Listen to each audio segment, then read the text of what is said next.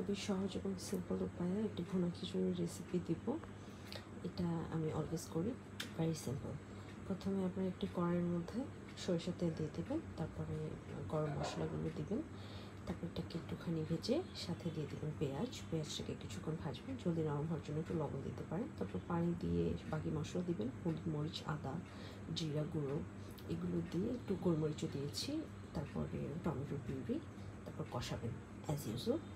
তারপর এটার মধ্যে দিয়ে দিবেন ডালটাকে কিছুক্ষণ এটার সাথে ভাজবেন। ভাজার পরে এখানে কিছুটা পানি দিবেন।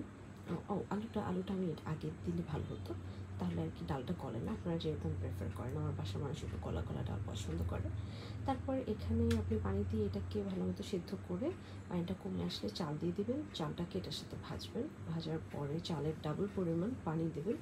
পানি দিয়ে লবণ, টেস্টিং সল্ট, কাঁচামরিচ, একটু আচার দিতে পারেন ইফ ইউ লাইক। তারপর এটাকে 20 মিনিটের জন্য ঢেকে রেখে দেবেন। 20 মিনিট পরে এটাকে নেড়ে এখানে হালকা একটু সামান্য চিনি দিয়ে নাড়া দিয়ে